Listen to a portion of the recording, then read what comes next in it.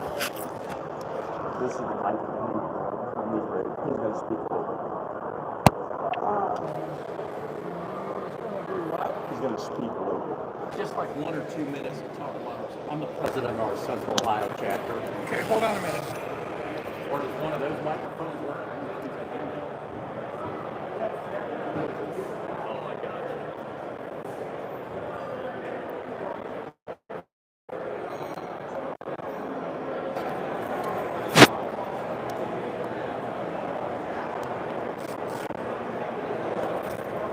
Okay, that's Okay. that hand, you know, That handheld up there?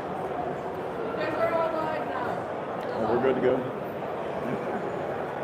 Hi, everybody, I'm Chad Harmon. I'm with Ohio Muskie Guide Service, and I am from Southeast Ohio. Can everybody hear me well? Perfect. Yes. Great. I'm from Southeast Ohio, Bolivar, Ohio. I've been fishing in that area since I was a little guy. Fished for muskie a long time. And I'm going to hopefully show you guys how to mess it all up to catch a lot of fish, if that makes sense at all. But anyway, really briefly.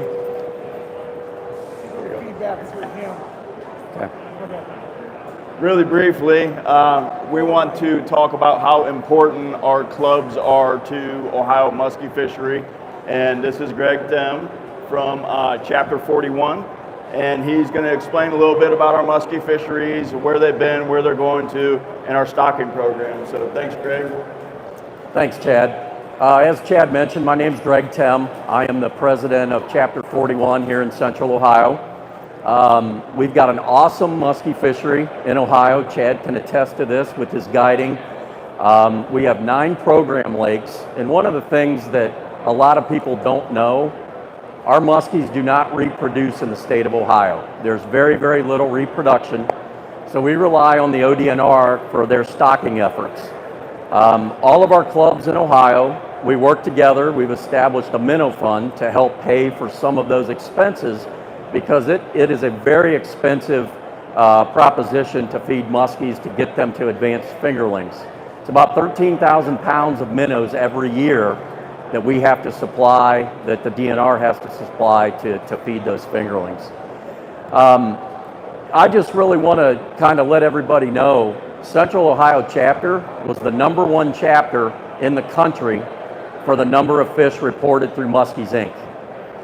The second best chapter in the nation was Chapter 19, which is, I believe, you're part of, Chad, or you're in your area. That's correct, yep. Up near Akron and Canton. So we've got an awesome, awesome muskie fishery, but that is only available to us by the efforts from the DNR, from our clubs, from safe handling, safe release techniques, and having the proper tools like nets. Nets are extremely important for safe release.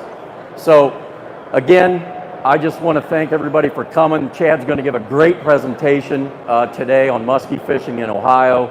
And we're so fortunate that we have a lot of dedicated anglers like yourself, and please enjoy the show.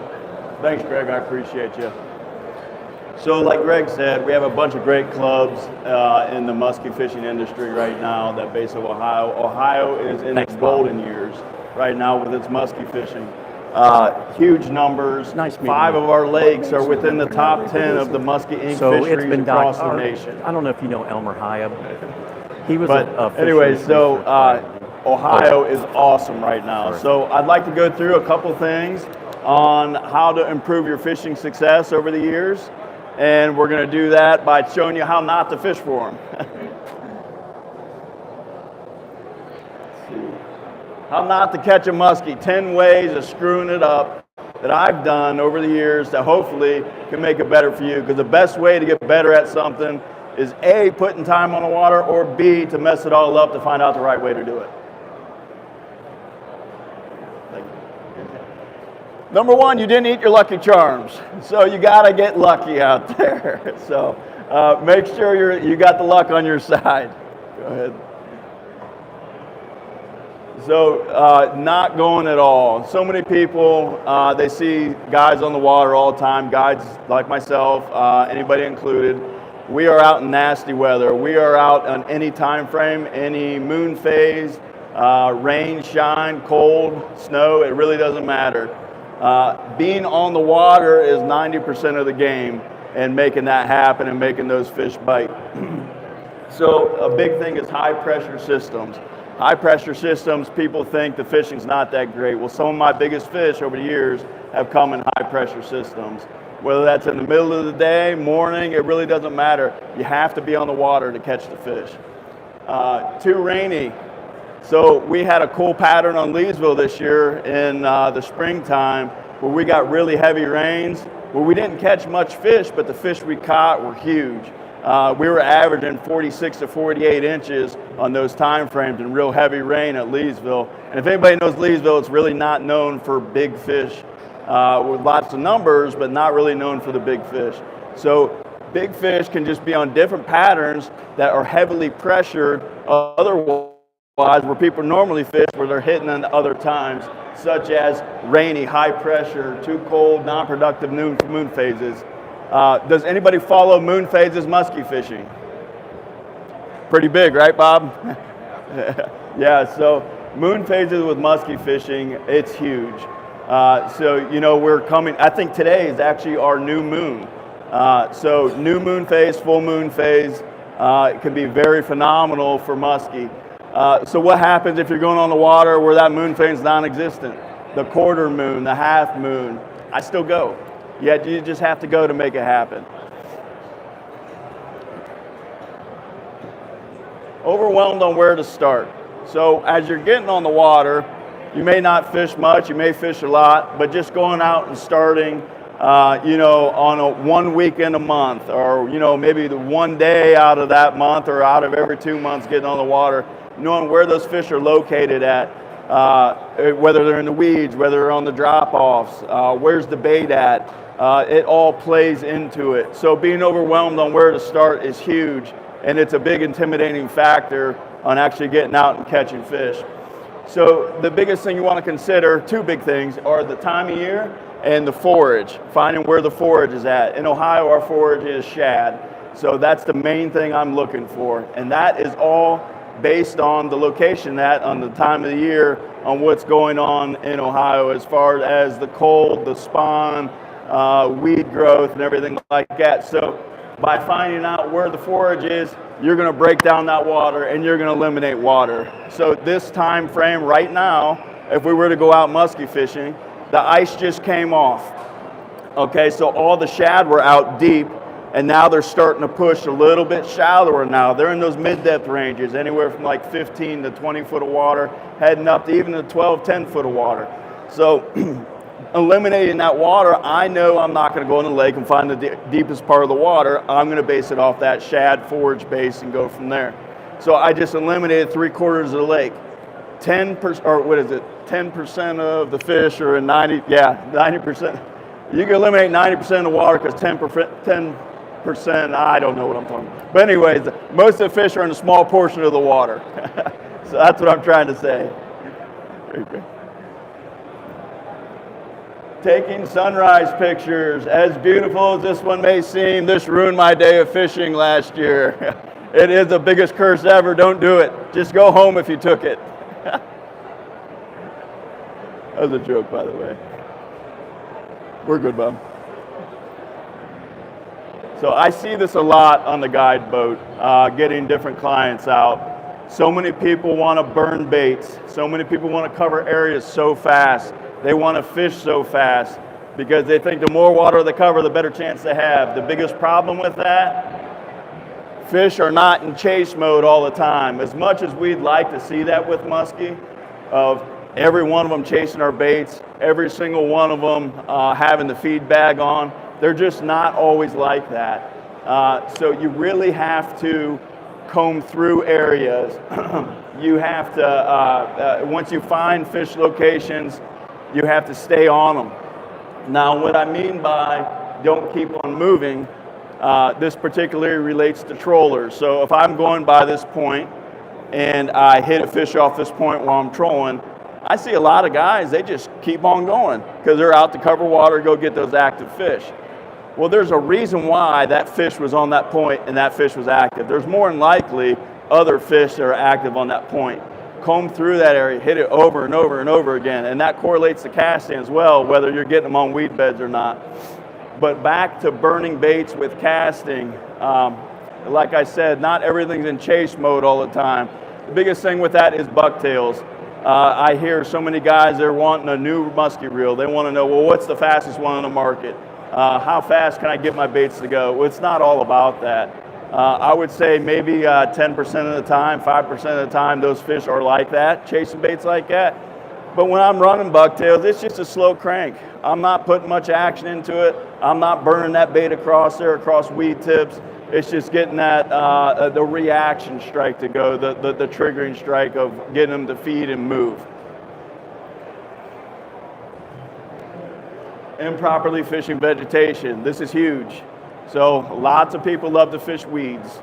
It is a huge attractor for feeding areas for muskie, habitat for them to live. It is heavily pressured areas like that.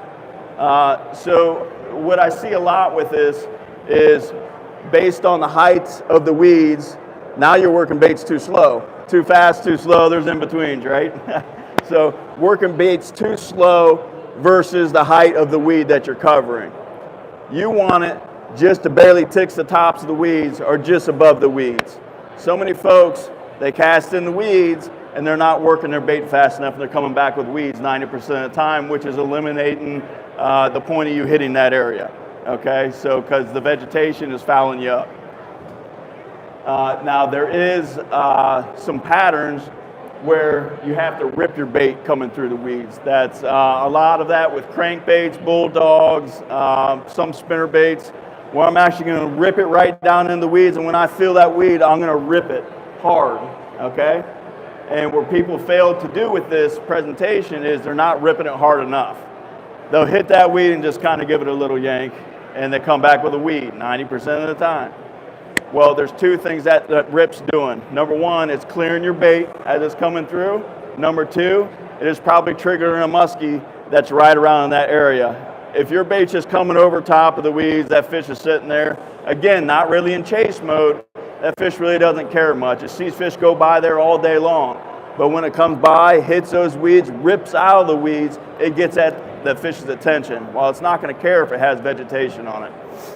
So this is, when you're casting those areas, you'll always see, okay, there's a big hole back in there. You know, I think I can thread the needle. I think I can make that cast way back in there. Well, just don't do it. Every now and then you'll come back out with without a weed or without a pad or whatnot. Stick more to your holes and edges. I mean, yeah, there may be a fish back there. Yeah, it's probably going to be a wasted cast. But just hit your holes and edges, cover the areas, and just fish the weeds more properly like that. I'm not saying you're doing it wrong if you're going way in the back, but it's a percentage game when it all comes down to. Your percentage of catching the fish without weeds on your bait is a lot higher than with it. So keep them clean and rip your baits hard enough. So bad figure eights, this is huge. I see so many fish not being caught, from no figure eights at all, okay? So I know it's a pain in the butt to cast for muskies all day long, and then you're bending over every single cast to do that figure eight. Well, to be honest with you, you're muskie fishing. It's kind of a pain in the butt anyways.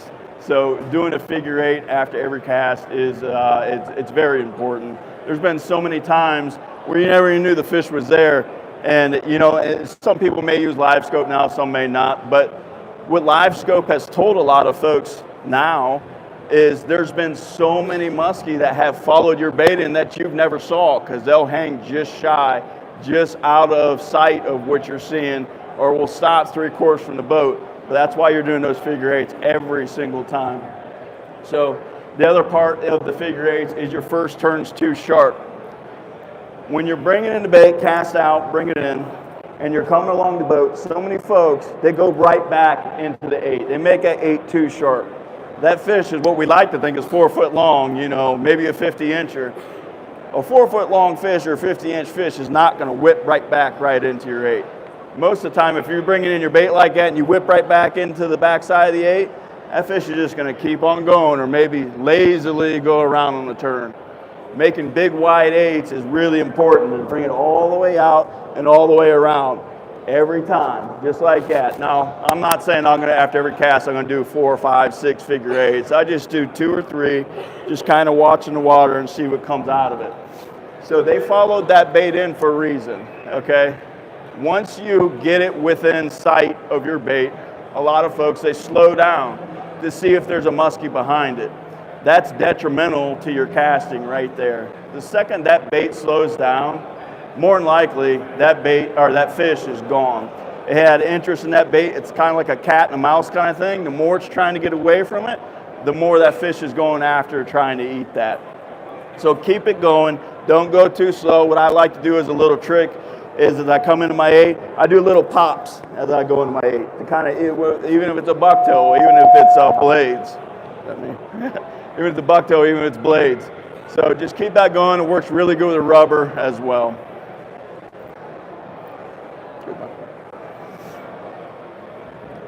Switching baits like underwear. So you guys need to find a confidence bait, whether that's a bait you've done well on over the years, whether that's one that just looks cool to you. It really doesn't matter. Confidence is 99% of the game. It is huge. So sticking with one bait geared towards the pattern that you're fishing. Baits are like tools. So if I'm fishing a deep weed flat that's 14 foot deep, I'm not going to be fishing topwater over top of that. I'm not going to be fishing in the first 1 or 2 foot of that water column. So I'm going to narrow down the types of baits that I'm going to use. I'm not just going to go in my box, well, that deep crank wasn't working over there, I'm going to throw topwater. That topwater wasn't working, I'm going to throw this, I'm going to throw that. Just find a confidence bait and try and stick with it. As smart as we think these fish are, they're really not all that. It's more of a head game with everybody fishing for them. So just try to dumb it down and just stay with what you're comfortable with. The first cast curse. I broke this curse yesterday, or 2 days ago. So, have you guys ever went out and caught one on the first cast? Nobody? Well, it's horrible. There you go. Did you catch anything the rest of the day? You're a liar. No, I'm kidding. I'm kidding. So, that's right. So it's just a wise tale. So they say if you go out and catch one on the first cast that you're not catching anything the rest of the day. Yeah, we just had that happen at, I fished Leesville Wednesday. We ended up getting 4 fish. Very first cast I made that day, one smoked it. I'm like, well, that's it for the day. So using too heavy a gear. So you're not fishing for bull sharks. Ohio's not waters that we see monster trophy muskie every time, every year. So we really try and downsize our gear. Most of the baits that we use are, 4 to 6 inches long. We do throw some bigger stuff now and then, and you'll match your gear to what you're throwing. But I guess what I'm getting at is when I'm throwing a 4-inch crankbait, I'm not using a 10-foot long rod on a 100-pound braid with a 300-pound leader. It just kills all the action on your bait. So many folks, they read all the Canadian fishing muskie, fishing in the Midwest, where they're seeing a lot of those, the St. Clair muskie, where they're seeing those monster fish like that. You do have to upsize your gear when you're looking at stuff like that. But with Ohio, you just don't. It's our bait sizes we use aren't that big. The fish aren't that big. The patterns that you fish, you want to have the action of bait present itself as much as it can. Excuse me. Our waters are very pressured, so getting the most action out of your bait is key. Now, when I'm trolling a lot, I downsize all the way down to a 50-pound braid and a 60-pound fluorocarbon leader. And again, that's to pick up the action in my crankbait that I'm missing out on if I'm running heavier gear. 90% of your guys out there, they're running something close to 100-pound test and probably close to 100 and some pound leader. Your baits are going to look different than theirs, and you're going to get the action on the fish that these other guys might not get. Okay? Your drag settings. Well, because you lightened your gear, you cannot lock down a drag. You're going to bend hooks. You will end up breaking line. Even if I had heavy gear, I'm still not going to lock down my drag. It's just not going to happen. So I try to keep stuff on the lighter side and I play the fish out. Not setting the hook or setting the hook. When do you do it? When don't you do it? Casting, I set the hook all the time, no matter what, okay? I get a lot of folks on the boat when clients or whatnot, they'll set the hook in the muskie and they're just like, what did you do, buddy? You know, that didn't really work. The fish is going to get off. You got to cross their eyes, okay? No matter what. Now, when we get into trolling, I see a lot of folks, and I did it myself when I started trolling, is you don't think that hook is set in that fish. Well, the weight of the boat and the boat moving forward has set that hook for you. Trying to set that hook over and over again after the fact just goes into you probably tearing it out of the fish's mouth or making that hole bigger that the hook already went through. So it's just not a good idea. This is the big one, lifting the fish's head out of the water. When you hook a fish in the figure eight, the main thing you want to do is right after you hook that fish in the figure eight, you want to set the hook into the fish, okay? Once that hook's set into the fish, that fish is going to go ballistic. The worst thing you can do is lift that fish's head out of the water and wait on your net man, okay? He's not going to get there right away, and that fish's head's going to be going back and forth. You're going to use the weight of that lure as almost like a teeter-totter, using the weight of the lure to knock it out of its mouth. That's when they're not as dumb as we think they are. They are used to getting stuff out of their mouths, whether that's a sunfish that pricked them or whatnot. You will see fish jump now and then shaking their head. Well, that's what they're trying to do. They're trying to get the bait out, and it will happen. If you just lift that fish's head out of the water, that fish is going to be gone most of the time. So once you hook into that fish, set it into the fish, walk that fish around. Walk that fish up and down the boat, go underneath, wherever that fish wants to go. Give your net man a chance to go over there and get it in the net for you. And help him out. Lead it to the net as he's going to it, but there can also be a downfall. Don't sit there and just pull back and just, pulling that fish until it goes right to the net. Help walk it to the net for him and get it in there. On the jump, it's big that you keep all that slack out of your line, especially when you see the fish coming up to the jump. How do you know it's going to come up and jump? You watch your line. As the line's coming up to the top of the water, I'm bringing my rod down to the side. Either I'm going to bury my rod down the water or I'm going to keep it off to the side to kind of try to prevent that fish from coming up and getting slack in that line. Slack's the worst thing that can happen as you're reeling the fish in. And number 10, reading your electronics. Never discount your electronics.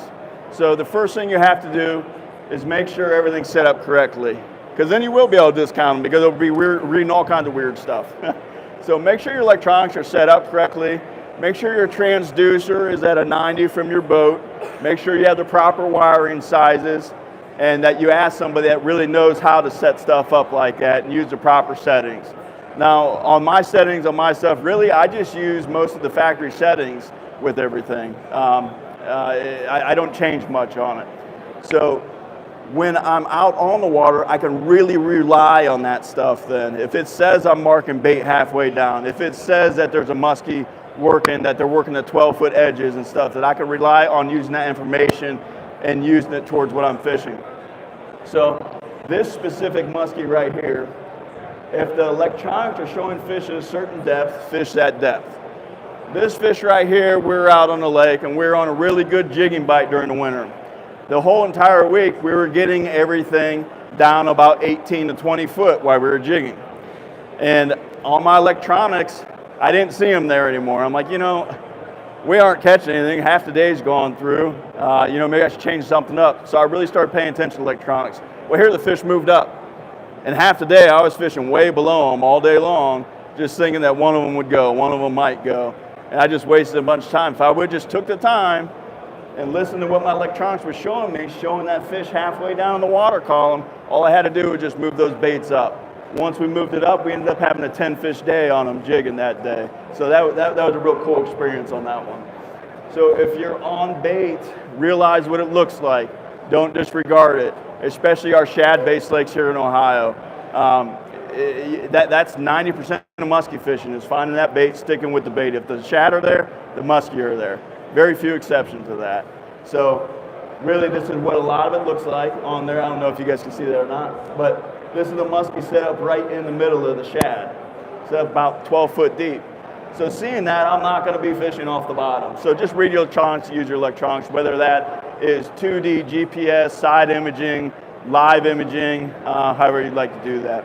But over the years, I've messed a lot of stuff up, and I'm good to go, Richard.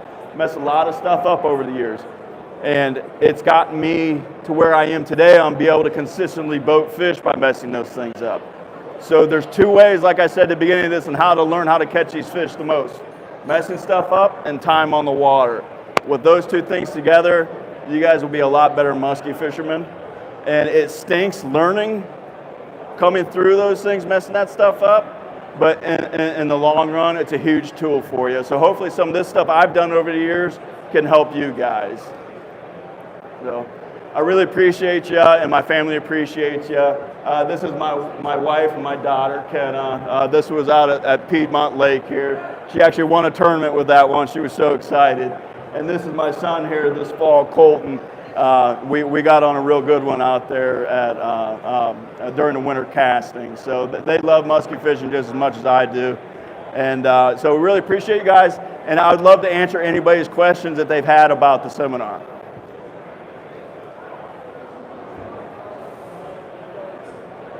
You guys have got any questions for Chad? He's one of the best muskie fishermen in the country, folks. This is the time to ask those questions. Yes, sir. What do you think the best muskie lake in Ohio? The best muskie lake in Ohio. So really that boils down to time of year on everything.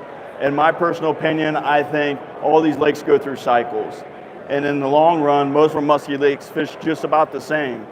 So it's really going to depend on the time of year. So right now, there's a couple of lakes that are in a big fish cycle. I'm going to nail those big fish cycled lakes for the next 2 years, and hopefully they keep on continuing to produce. So right now, Salt Fork's looking great on big fish cycle. Alum's looking great on the big fish cycle. So it's just about putting the time in the water on those lakes. But they, in my opinion, they fish all about the same. What's the best time of year? The best time, go ahead. Okay. Yeah, so the best time of year for me is probably the cold weather months for sure. So right now is really good as well. March, November, December, hands down. I mean, I'm usually getting a fish almost every time out as far as that goes. It's like a 99% catch rate. You like colder water versus warm? Absolutely, yeah. Yeah, it's safer fit of fish, number one, and they're a lot more active then. So many people think that the metabolism slows down in the colder water, and it's almost just the opposite. They're feeding a lot more to put on that weight for the upcoming spawn that they know is going to be ahead of them. Any other questions? Yes, sir.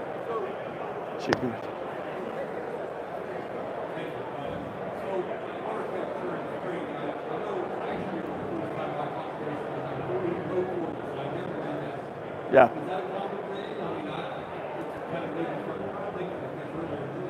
Yeah, so right now we're actually at 36-degree water temp on some of the lakes, and it's parts of it are like in the 39-degree temperature range. So really around that 35-degree range, 34-degree range, that's where we're seeing a lot of the skim ice and everything like that. And 36 to 39, there's not much of it there at all. Really, it's anytime you get on the water that the fishing is going to start to be good. But that 39 to 42-degree range, really they're starting to pick up a lot, absolutely. Did that answer your question? Okay, perfect.